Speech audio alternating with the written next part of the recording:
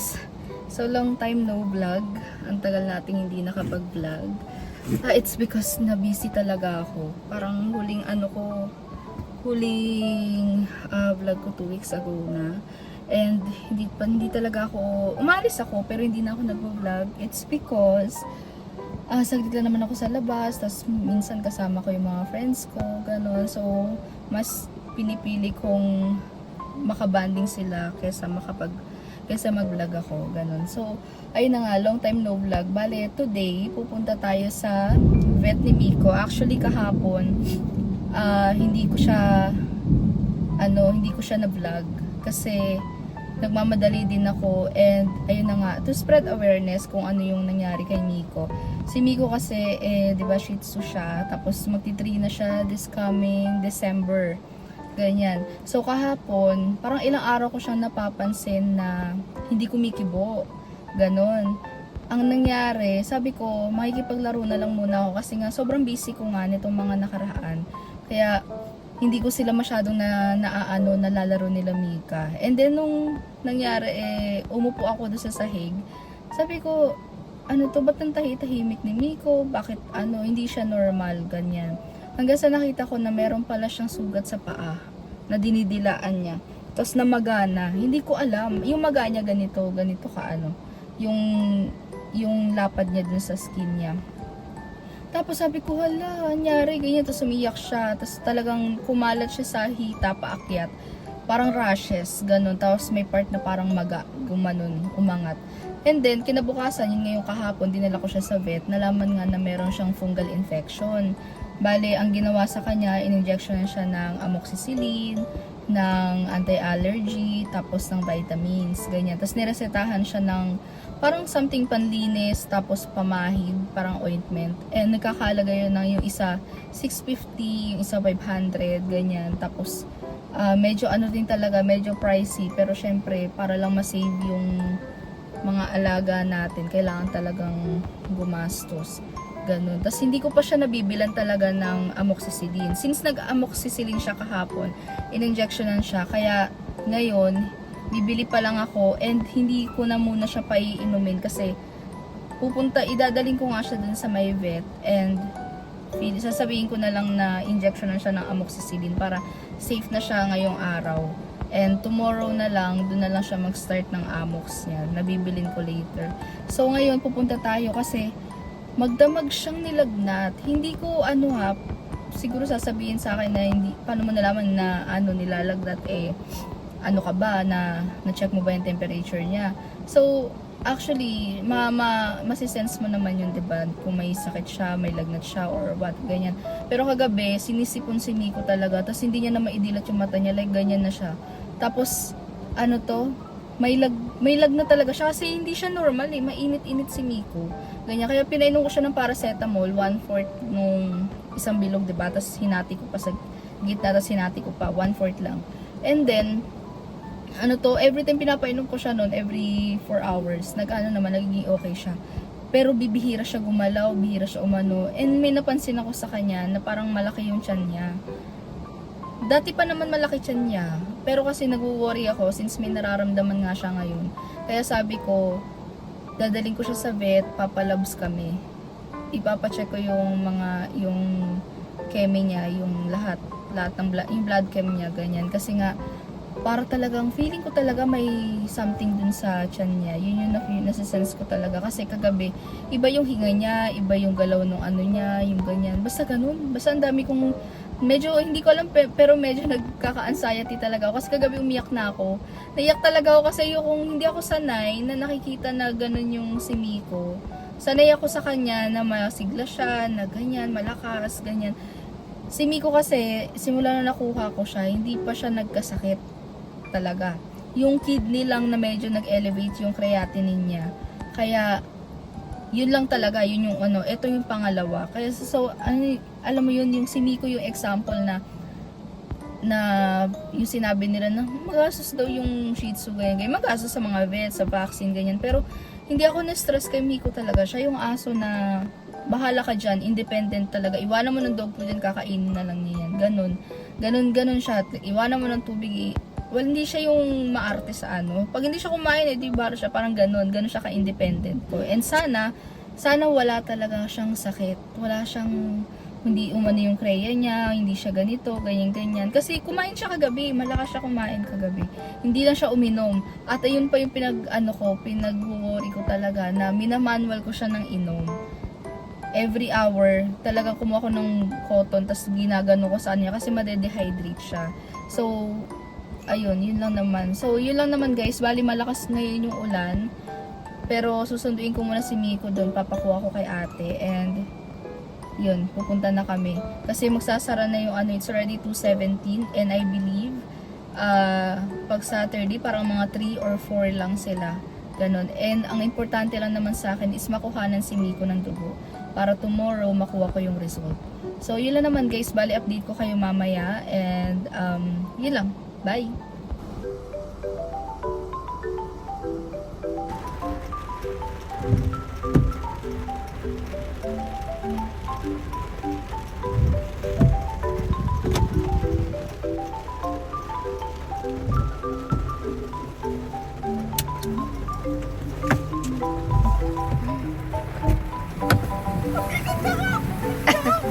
Nakita ko ah. Saan?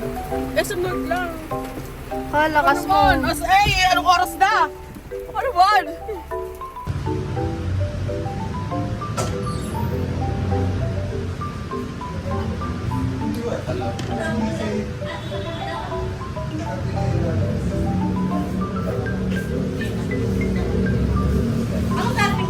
Hey guys, so it's already 3:05 PM and nanggaling na kami sa vet at hindi nakuha ng si Miko ng dugo kasi it's Saturday today and may expired lang yung dugo kasi hapon na.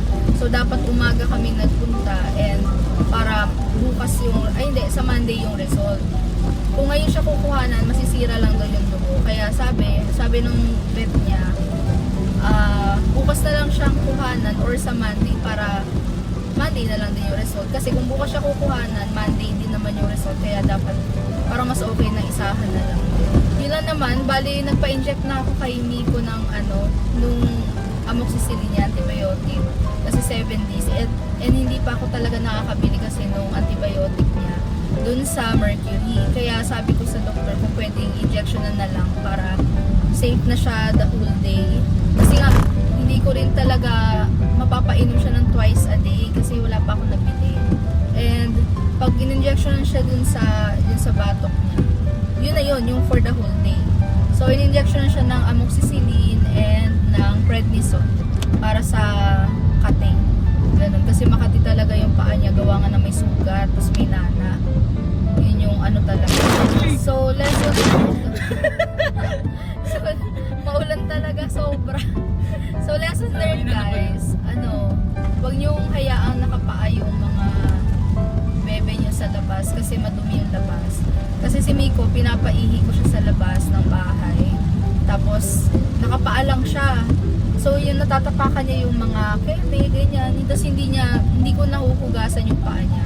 Kaya, hindi nagtagal, ayun, nagkasakit siya. And, hindi maganda sa aso, masakit masyado kasi nagnanana. At hindi rin maganda sa bulsa. Kasi kahapon, nung nagpabet ako, 2,200 plus, nasa almost 2,300 yung binayaran ko para lang sa gamot, tapos sa check-up, sa ganyan. Mahal, sobrang mahal. Kaya, mas okay na ingatan na lang yung aso kesa alam mo yun, parang tipirin mo yung So, ngayon, umorder na ako ng mga kailangan niya sa Shopee kasi napakamahal magkasakit ng aso. So, yun na naman guys. Bali, i-update ko na lang kayo mamaya. Ihatid ko yung kapatid ko sa SM North. And it's a rainy day. So, mag-i-stay muna kami ni Miko sa SM North para mag-coffee and mag-stay muna kasi nakakatamad bumarami ngayon. Parang hindi ko pa feel umuwi. So, yun lang. Update ko kayo mamaya. Bye!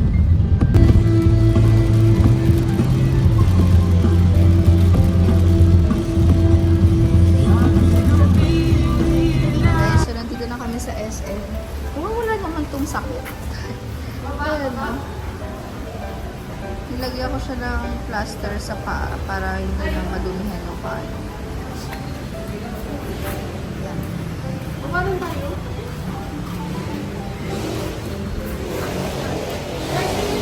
Wait, tumiili pa siya. Guys, so, kanina masaya siya. Biglang nalungkot. Pagod pa talaga siya. So, magkakape lang kami ngayon. And, uwi na kami kasi hindi talaga siya okay. May nararamdaman pa rin. May sipon kasi siya. Miko! Miko!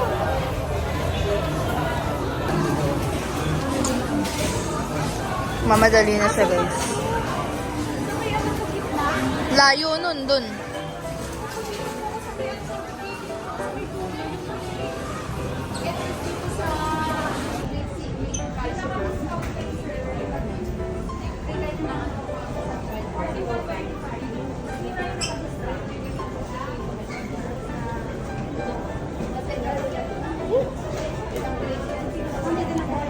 Hi guys, so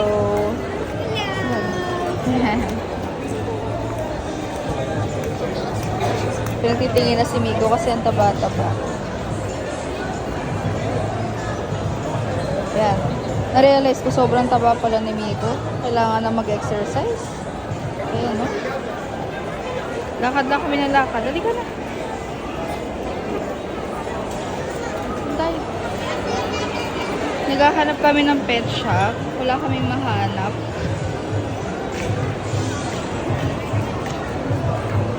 Meron kami nahanap. Wala naman, hindi naman nag-a-accept ng card.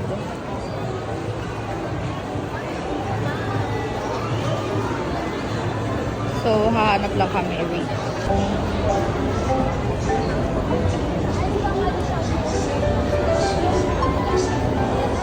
Iko. Eh.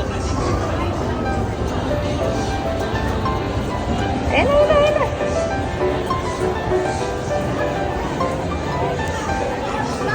Guys, I really wanna eat inside the Din Tai Fung. But I can't. Because kasama ko si, Miko. And I'm super duper craving na talaga dun sa Xiaolongbao and yung nila, yung kulay dilaw na ban, salted ban. Kaway ko nung di picturean ko lang si Miko dyan.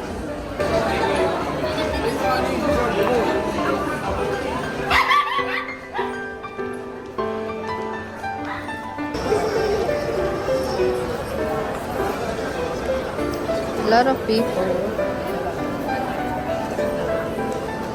Ay, may chuchu dun.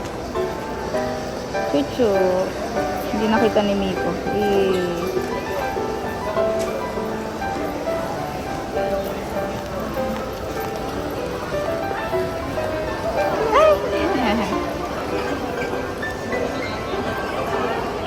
Taba ni Miko, OMG.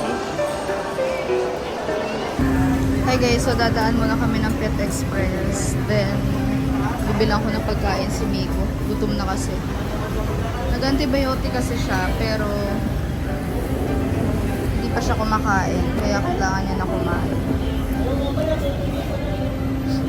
Nakabili na rin ako ng amoxicillin niya. Wala lang prednisone. Sa pag-uwi na lang. Let's go, baby! Ano bibili nating food, Miko? Dito. Dito.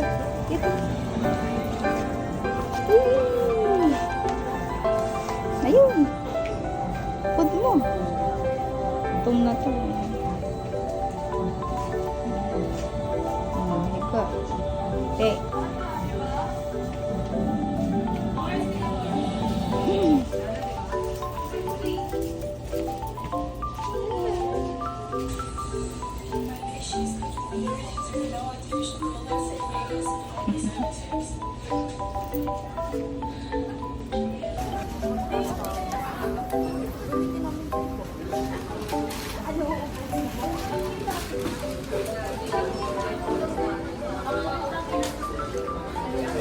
Kala nyo lang guys, may itim si Miko. Pero brown siya. Ito yung binili ko. Good luck. Guys, buti pa si Miko.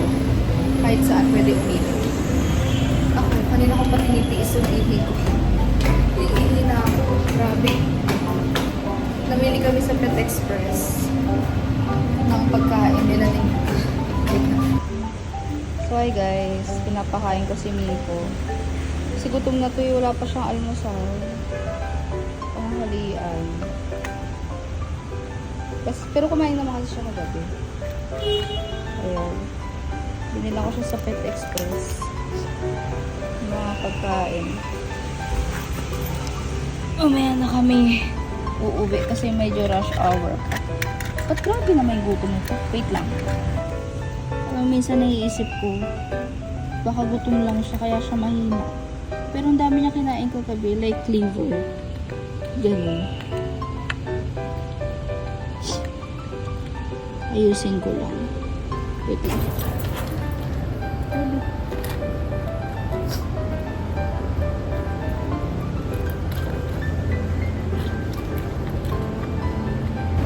Oh, busin na. Babe.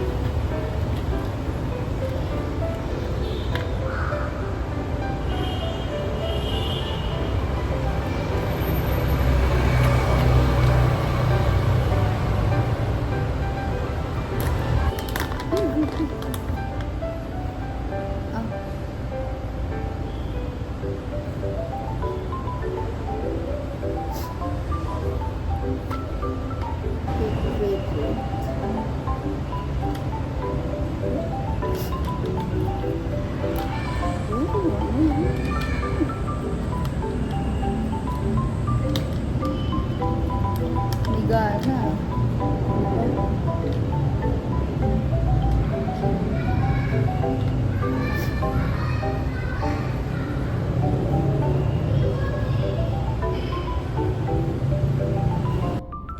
Hi guys, so it's already 6:13 PM and nandito na kami sa kotse, medyo maaga pa.